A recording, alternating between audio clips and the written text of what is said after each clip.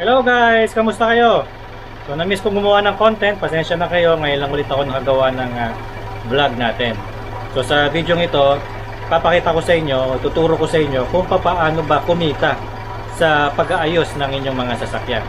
So sa video ito, hindi ko sinasabi dito na pwede ninyong maging kabuhayan ito, ano. So yung tuturo ko sa inyo ay mga tip lang, kahit paano kumita kayo dun sa mga trabaho na ginawa niyo sa inyong sasakyan. Okay? Extra money. Okay guys? So bago tayo magsimula, pag-isuyo na mag-subscribe kayo. Yun.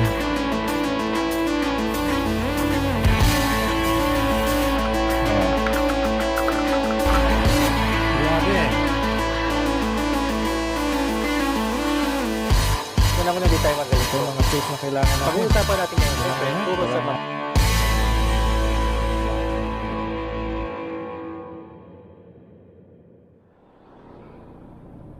Hello guys, good day sa inyong lahat.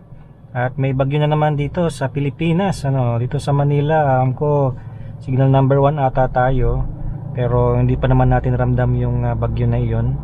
So saan man kayo sa Pilipinas, ingat kayo guys, So balik tayo sa ating topic. Ang sabi ko, ang vlog na ito ay papakita ko sa inyo kung paano kumita sa inyong mga trabaho sa sasakyan, Kung nagdi-DIY kayo ng inyong sasakyan, ay okay yan.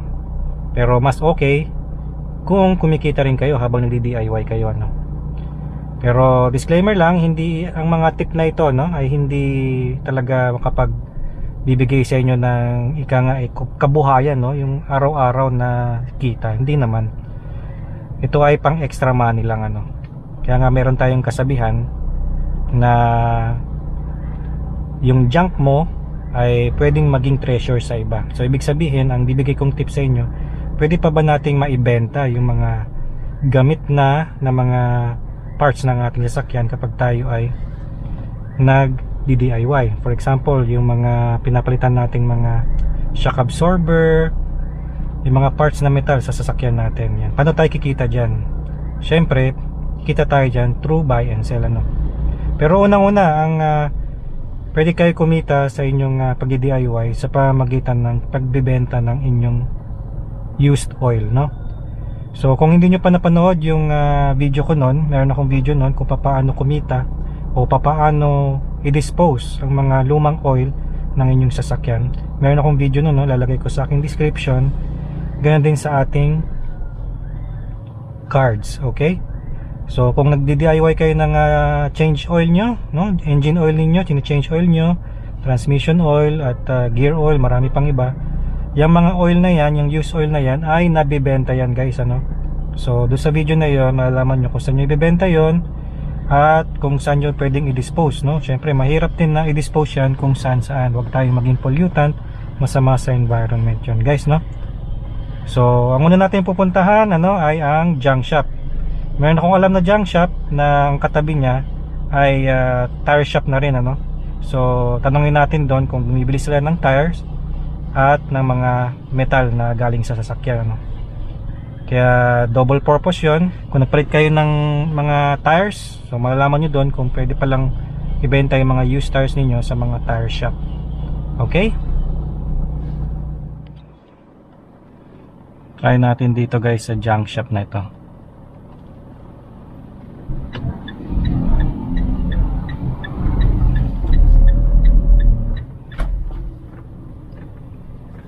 Unison. Ay.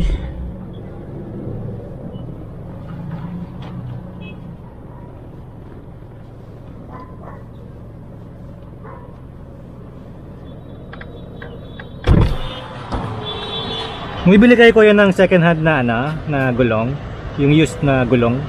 Second hand? Tapa. Bumibili po kayo? Galing saan? Sa Accent. Dala nyo? Hindi. Anong size yun? 205, 45, 17. 205, 45, 17. Ilang Manipis. piraso? 4. Medyo makapal pa siya. Nagka-canvas lang naman ako. Bumibili kaya? Titingnan ko. Hindi ko mataga ako sa'yo. Dahil tinitingnan namin yan. Baka. Pero bumibili ko. pero bumibili po. Yung mga Junk shop din po ito, no? Oo. Kahit ano po bang metal pwede? Okay, basta bakal. Basta bakal, ano? Yung mga suspension pwede? Mga suspension parts pwede po yun. Sige po kuya, salamat ano. Thank you. Meron din kayong ano, brand new na gulong po. Brand new na gulong meron din. Sige po, salamat. Okay guys, so bumibili sila ng gulong. Hindi lang dala natin yung gulong eh.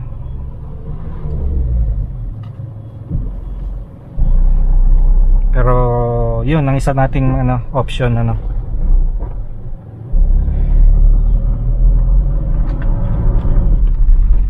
Na pwede tayong magbenta ng gulong yung mga used na tires natin kapag ang tires natin ay medyo maupod na, di ba? Pwede natin ibenta yon sa mga junk shop. Kasi minsan pinuputol nila yan, ginagawang pangharang sa kalye. May mga used din kasi yung mga old tires. Pero kung okay pa ang performance ng tires, pwede pang ibenta yon sa mga ganong shop. So, yun yung isa, yung tires ano. Kung meron kayong mga any parts ng sasakyan na metal, no, na tinanggal ninyo sa inyong sasakyan, for example ay mga shock absorber, any metal na galing sa inyong sasakyan na inaayos ninyo, pwede nyo ibenta yun sa junk shop. So isang extra money ulit sa inyo yun. So wag nyo itatapon yun guys, no? Yung mga old na mga parts na pinalitan ninyo sa inyong sasakyan. Actually kahit yung mga bote na mga nagamit nyong oil, pwede nyong gamitin yon, i-reuse yon, or pwede nyong i-try din sa mga junk shop para mabenta. Ngayon tingnan natin yung isang pupuntahan natin ngayon na radiator shop naman. Tingnan natin kung bibili sila ng mga sirang radiator. Kasi 'di ba, kung bago kayo sa aking channel, itong radiator ng Montero ko ay pinalitan ko.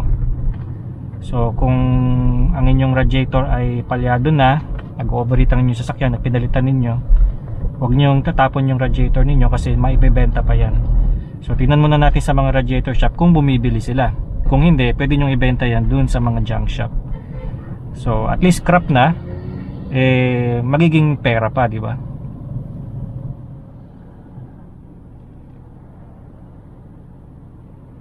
Dito may radiator shop dito eh. Magkatabi pa yun.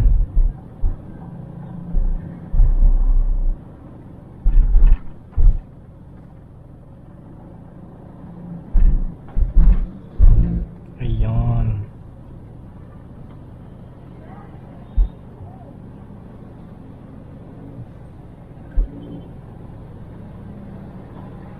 Ano mga friend ko?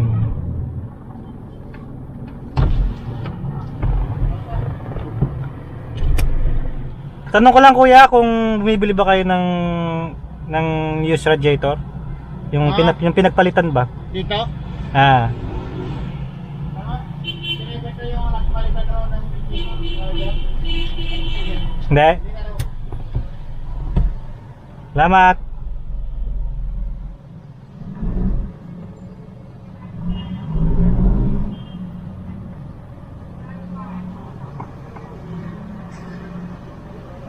Ito, radiator shop din. Kaya tatanong ko lang kung bumibili ba kayo ng radiator na pinagpalitan? Ay, yung Neto Montero? Oo. Ay, hindi kayo bumibili nun. Gumagawa lang kaya? Kukumbert lang kami kung sakaling nabasag. Ah, okay, okay. Salamat.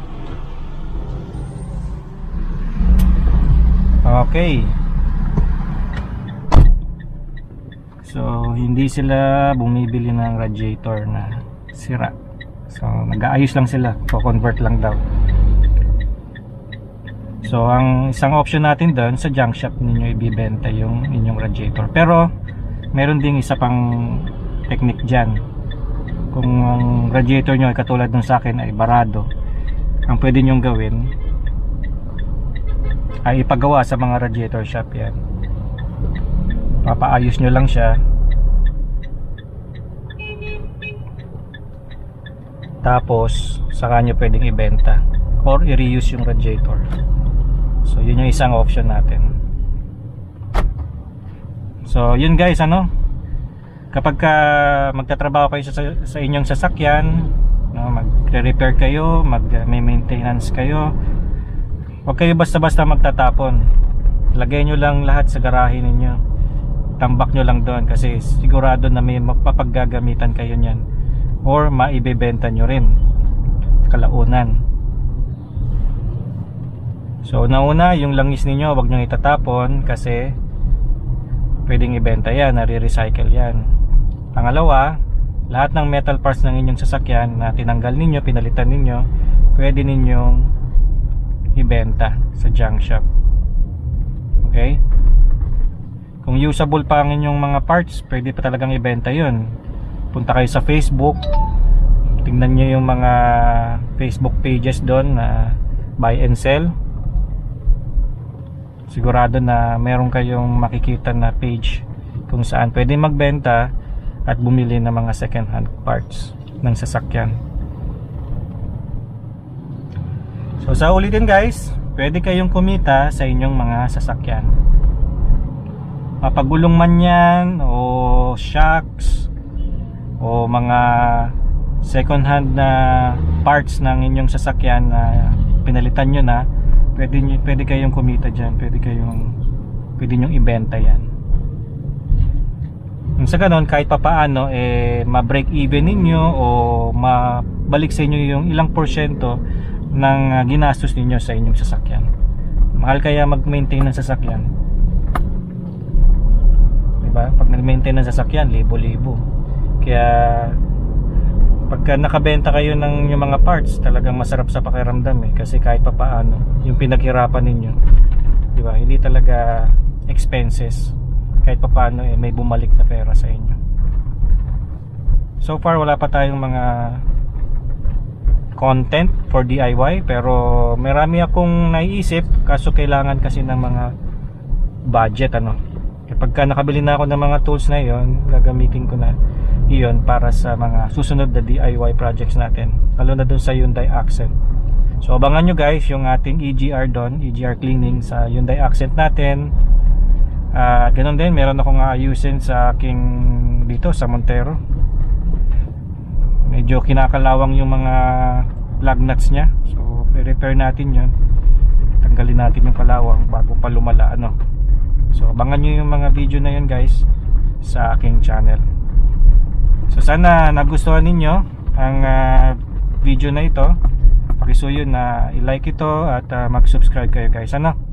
Maraming salamat. Sa ulitin.